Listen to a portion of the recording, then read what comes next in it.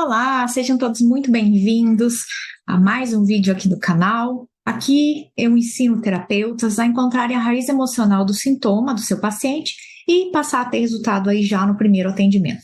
E para quê, Cris? Aprender a identificar a raiz do problema do paciente já na primeira consulta. Porque isso vai gerar um tratamento muito mais efetivo. Vamos parar de tratar ali somente sinais e sintomas e vamos agir na raiz emocional do sintoma. Então, o que eu vou falar hoje? Hoje eu vou falar sobre ansiedade. Como que nós podemos ajudar um paciente que sofre de ansiedade? Mas para isso, nós vamos fazer então algumas diferenciações aqui do que é a ansiedade. Então, o que nós precisamos primeiramente identificar o que a gente entende por ansiedade, que todo mundo tanto fala, mas cada um tem uma definição de ansiedade. Então, eu vou explicar um pouquinho para vocês a respeito da ansiedade, que daí vai ficar mais fácil de vocês entenderem depois a parte da raiz emocional, tá? Vamos lá, então. Então, o que é a ansiedade? É aquele sentimento, aquela angústia, aquela antecipação, né? E que deixa a pessoa muitas vezes descontrolada. Tem a ansiedade que se torna uma ansiedade incapacitante. Mas qual é a causa dessa ansiedade? Então, muitas vezes a gente ouve falar que não tem uma causa ou que não tem cura. Mas existe dois tipos de ansiedade. Existe uma ansiedade normal, que é considerada normal, e uma ansiedade que ela é crônica, ela é uma patológica. Então, em termos de sinais e sintomas, elas são bem semelhantes. Por quê? Porque todas elas vão gerar ali os mesmos sinais e sintomas. Mas tem uma diferença, que a ansiedade normal, ela é uma resposta emocional. Há algo que vai acontecer, mas ela é pontual. Ela tem um começo, meio e fim, digamos assim. Então, acontece naqueles momentos em que a pessoa passa por um estresse, ou porque ela é o quê? Ela é uma forma adaptativa, é uma adaptação ao meio ambiente que vai melhorar as respostas de nós, enquanto seres humanos, diante de alguns eventos. Quais eventos? Qualquer evento. Por exemplo, assim, eu preciso apresentar uma aula, eu preciso apresentar um trabalho. Então, eu não estou plenamente segura. Então, eu vou começar a sentir aquela ansiedade. Antes do início daquela aula vai vir aquela ansiedade, mas isso é uma ansiedade normal. Por exemplo, eu vou num primeiro encontro com alguém, então é normal sentir.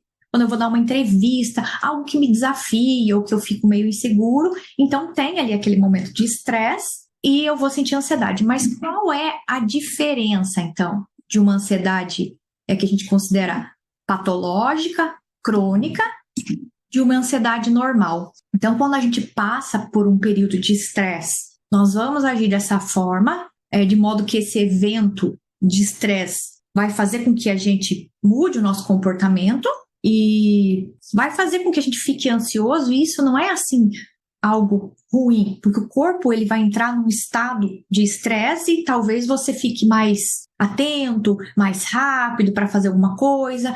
Tanto que logo depois que nós fazemos isso, no momento que acaba, por exemplo, eu vou fazer uma apresentação, aí acabou, eu vou ter aquela sensação assim, a sensação de missão cumprida, e logo depois vem um grande cansaço, e pronto, a ansiedade passou.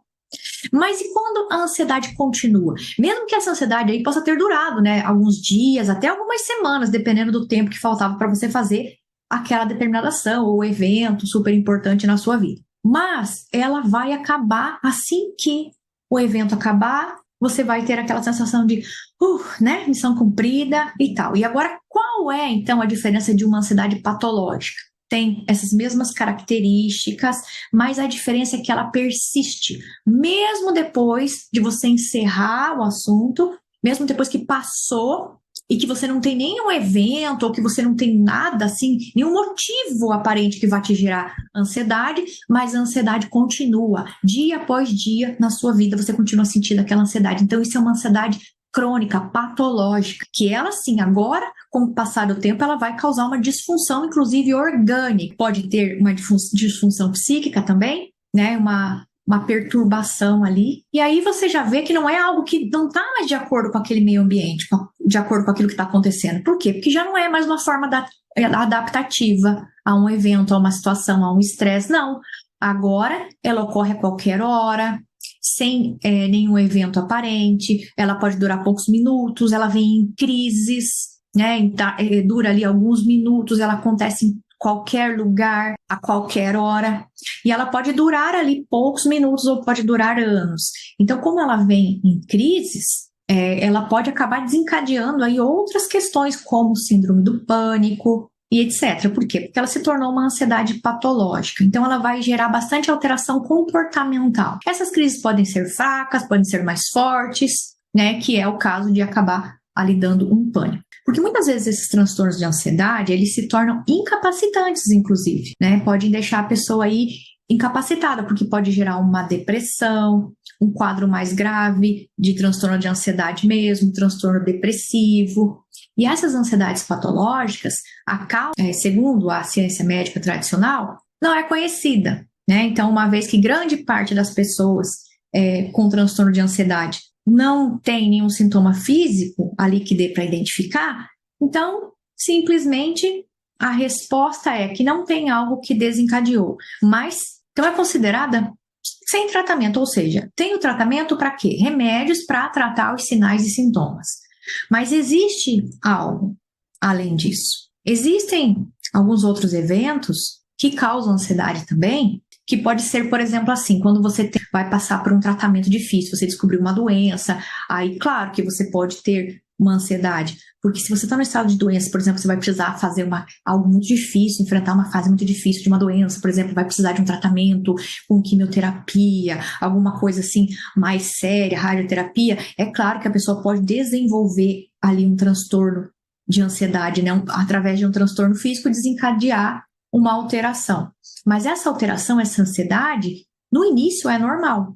A questão é quanto tempo ela vai permanecer, tá? Então, por que isso? Porque existe um tempo para você sentir a ansiedade e ela ser uma ansiedade normal. Passado esse tempo, aí sim ela vai ter umas questões mais sérias.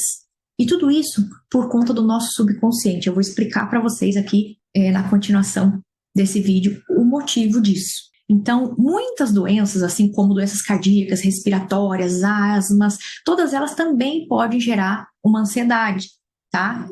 Mas veja bem, é algo mais pontual. E existe também, claro, alguns remédios, né? Alguns fármacos aí que podem gerar ansiedade. Então, eu estou explicando assim em geral só para vocês entenderem. Por exemplo, muita cafeína, até mesmo café em excesso. Mas essa ansiedade generalizada, que persiste, que vem do nada, que acomete muitas mulheres, inclusive, e que os sintomas persistem por um longo tempo.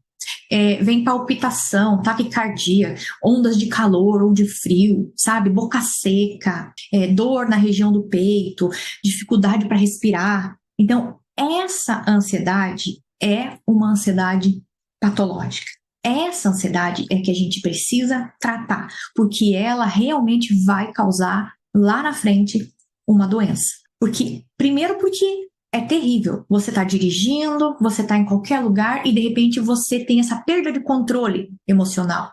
Gera muita tensão. Por quê? Porque a pessoa ela começa a ficar tensa, gera uma tensão muscular. Quando está em ansiedade, nós entramos no estado de luta ou fuga. Então, o que acontece? Você perde o controle, você sai da sua capacidade normal, né, você fica tensa, porque você tem aquela sensação de luta ou fuga, e aí você fica com tremor, irritabilidade, medo, a ter pressentimento. Agora veja, se a gente está assim, vai acontecer alguma coisa, o que acontece? Qualquer coisa nos assusta.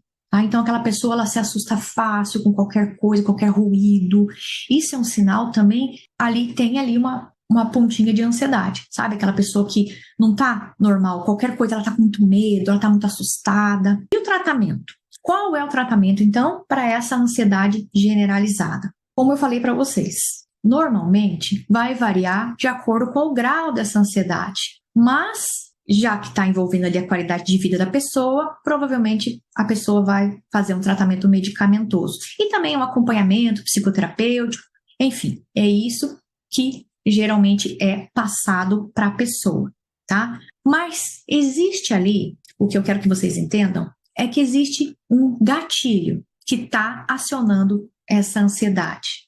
Esse gatilho, ele está ali, e é por isso que, passado um tempo desse início, dessa ansiedade, ele ficou subconsciente. Tratamento para os sinais e sintomas é indispensável, né?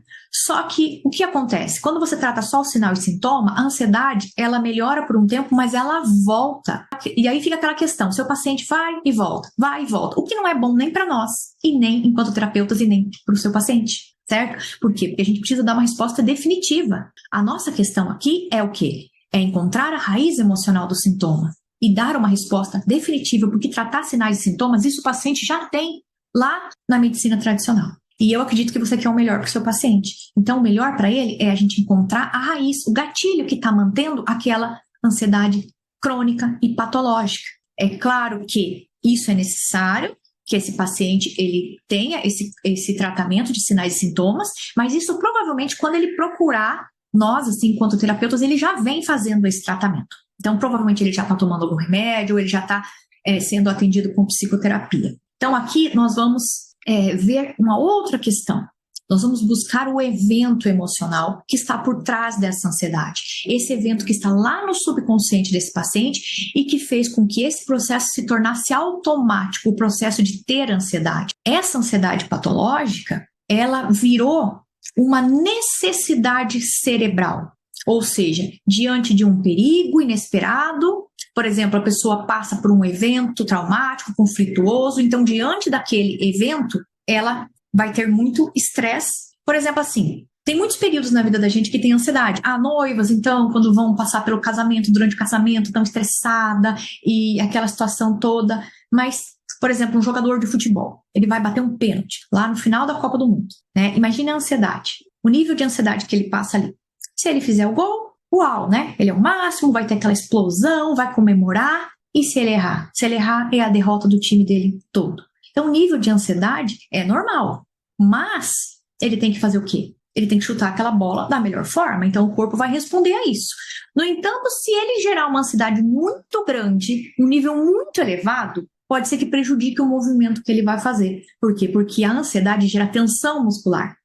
Então, até um certo tremor. Então, nisso ele pode errar o chute, mesmo sendo um ótimo, um excelente jogador, porque a ansiedade tomou conta dele e ele não conseguiu controlar o emocional. Digamos que ele chutou e errou. E ali ele estava pronto, o corpo dele todo estava pronto para uma explosão de alegria. Mas não teve, ele errou. Então, nesse caso, não vai ter aquela explosão, então aquilo vai ficar preso, vai ficar guardado. Porque é assim que acontece. Quando tem aquela explosão, a ansiedade sai, vem um alívio, certo? E todo aquele estresse passa. Vai cair, a pessoa vai ficar num estado de cansaço, ou seja, porque ela saiu do estado de luta e fuga. Mas imagine então se a pessoa está com todo aquele processo e aí não vem essa explosão, não sai, isso fica preso. E aí ali junto ainda vem aquela frustração de ter errado, de ter causado a derrota do time. Então é como se fosse toda aquela explosão, ela foi desarmada e ficou presa aquela tensão. Ela continuou ali naquele processo de luta ou fuga. Não explodiu, ela não saiu e continuou presa ali. Então existe uma energia que estava pronta para explodir e não acontece. E aí a pessoa, ela tem que retornar, mas é esse retorno que faz muito mal. Então veja assim, se essa pessoa tem uma crise de ansiedade, tudo isso se arma novamente. E aí não acontece aquela explosão. E aí de novo. E se arma de novo e de novo. Então ela tem aquela sensação de opressão, de taquicardia, sabe, assim, igualzinho como se tivesse algo preso. Porque agora vai ter sintoma no corpo físico também, tá? Então, se isso permanecer por muito tempo, vai gerar também uma doença física. Por que vai gerar uma doença física? Porque são várias fugas, vários momentos em que se arma tudo isso e aí fica preso, porque não consegue sair desse processo, fica presa nesse ciclo.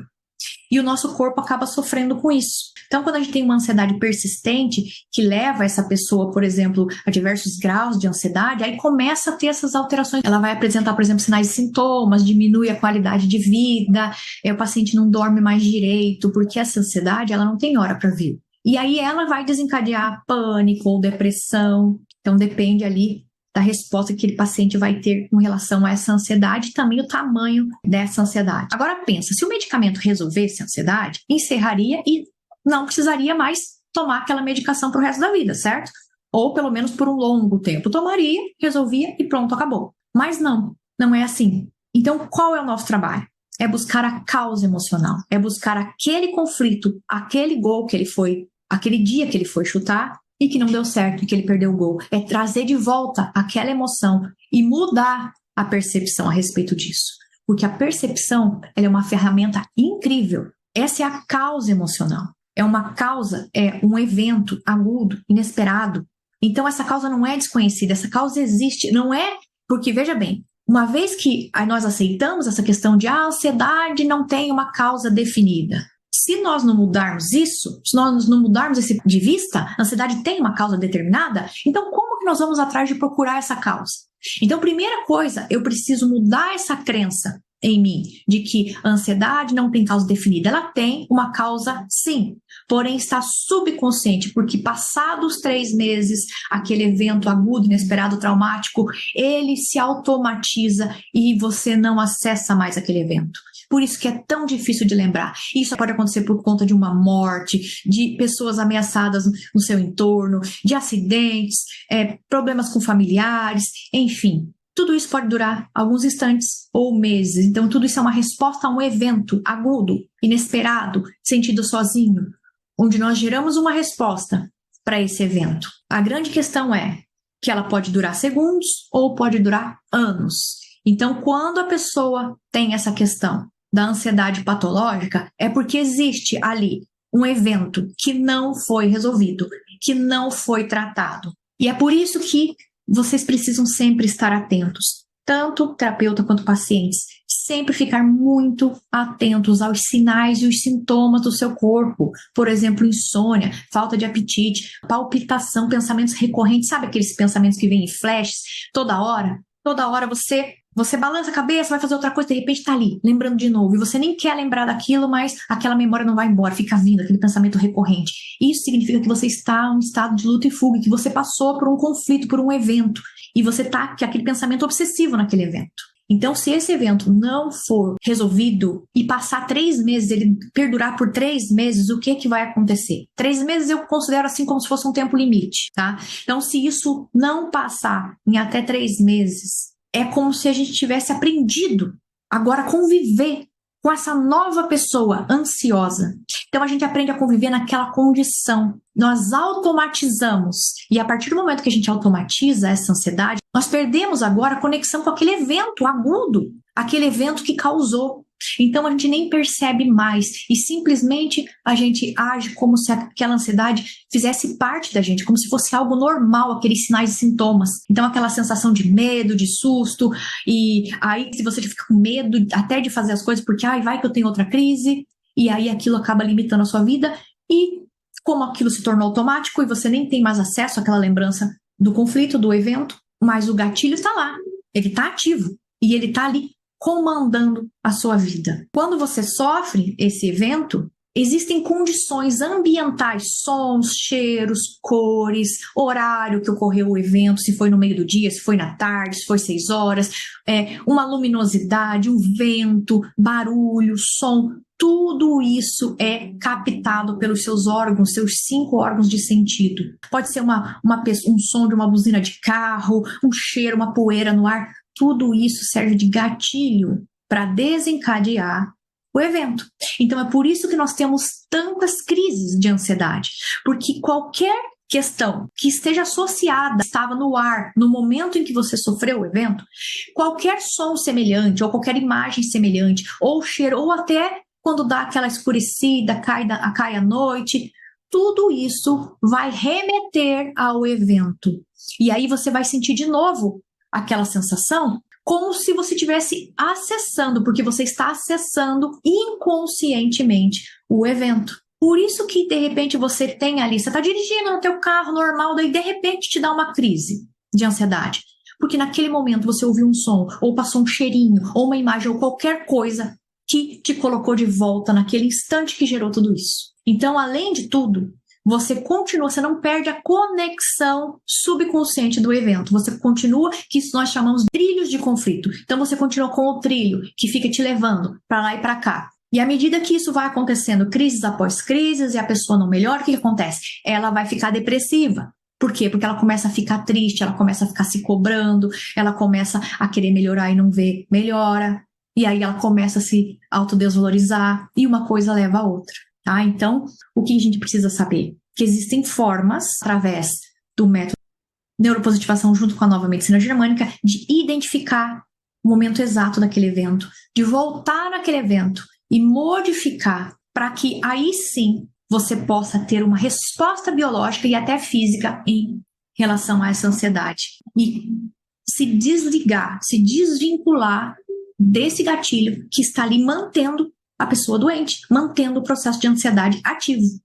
E aí, nessa altura do campeonato, a pessoa que não tem essas informações, que não tem esse conhecimento, ela não consegue, ela não faz ideia de onde está esse fato para ela poder voltar lá e encontrar. Por quê? Porque já se tornou automático e subconsciente, tá? Então, quando a gente tem essa condição de saber ali, diante de um conflito, um evento emocional, que nós temos 90 dias para sair daquele evento, para resolver essa situação, para sair das garras daquele evento emocional. Para quê? Para que a gente não mantenha aquela doença, para que a gente não mantenha aquela ansiedade, para que a gente mantenha o nosso corpo e mente saudáveis, tá? Porque se isso permanecer e se tornar automático, aí nós vamos passar a ter problemas físicos e psíquicos dependendo do evento. Aqui nós estamos falando no caso da ansiedade, mas tem vários e vários outros casos que vão causar aí centenas de outros sintomas e que muitas vezes não tem nem a ver com o psicológico, mas tem a ver com o físico. Porque o cérebro, ele percebe esse período e aí depois ele pensa, o que eu vou fazer com isso agora? Ele vai começar a diminuir aquelas respostas, porém, ele vai deixar ali como se fosse uma luzinha, sabe? Um alerta. E no menor sinal de uma lembrança ou de qualquer coisa que vá fazer referência àquele evento, ele acende de novo.